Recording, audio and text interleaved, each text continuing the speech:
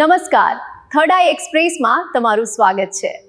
મારી ચેનલને like, share અને સબસ્ક્રાઇબ કરશો।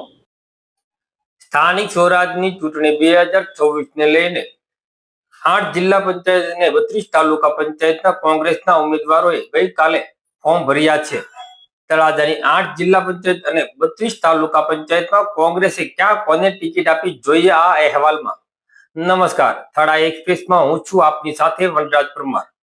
તળાજા તાલુકાની 8 જિલ્લા પંચાયતો કોંગ્રેસ દ્વારા જાહેર કરેલા ઉમેદવારોની વાત કરીએ તો અલંગ જિલ્લા પંચાયતમાં કોંગ્રેસના ઉમેદવાર શિયાળ આશાબેન માવજીભાઈ જે કોંગ્રેસે જિલ્લા પંચાયતના ઉમેદવાર જાહેર કર્યા છે। દાંઠા જિલ્લા પંચાયતમાં લાડુબેન કરણાભાઈ ભુવા જે કોંગ્રેસે ઉમેદવાર જાહેર કર્યા છે। દિહોરા જિલ્લા પંચાયતની વાત કરીએ તો હાર્દિકભાઈ જીણાભાઈ રાઠોડ જે દિહોર જિલ્લા પંચાયતના ઉમેદવાર છે। પાવતી જિલ્લા પંચાયતમાં શિવાભાઈ ઓદાભાઈ ડાભી। પિથલપુર જિલ્લા પંચાયતની વાત કરીએ તો મુકેશભાઈ ઓદાભાઈ મકવાણાને કોંગ્રેસે ઉમેદવાર જાહેર કર્યા છે। સત્તરપુર જિલ્લા પંચાયતમાં નિશાબેન જગદીશભાઈ મકવાણા આ તમામ ઉમેદવારોએ ફોર્મ પણ ભરી દીધા છે। ઠળિયા જિલ્લા પંચાયતમાં પનોત માયાબેન પરેશભાઈને કોંગ્રેસ દ્વારા ઉમેદવાર જાહેર કરવામાં આવ્યા છે। ત્રાપજ જિલ્લા પંચાયતની વાત કરીએ તો ગોહિલ પ્રદ્યુમનસિંહ જોરાવરસિંહ જેમણે ગઈકાલે જ ફોર્મ ભર્યું છે। હવે તળાજા તાલુકા પંચાયતની 32 બેઠકોની વાત કરીએ તો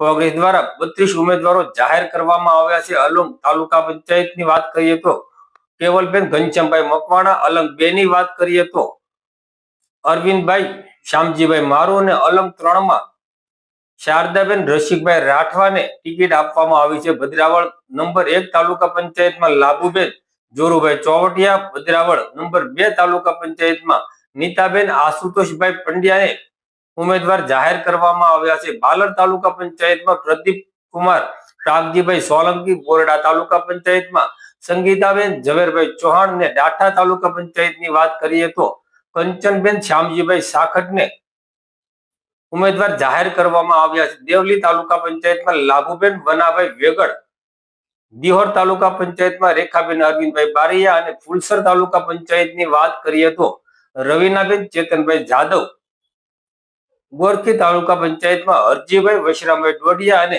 ખદ્દરપુર તાલુકા પંચાયતમાં ઉજીબેન કાળુભાઈ ડાભી ને કોંગ્રેસે ઉમેદવાર જાહેર કર્યા છે।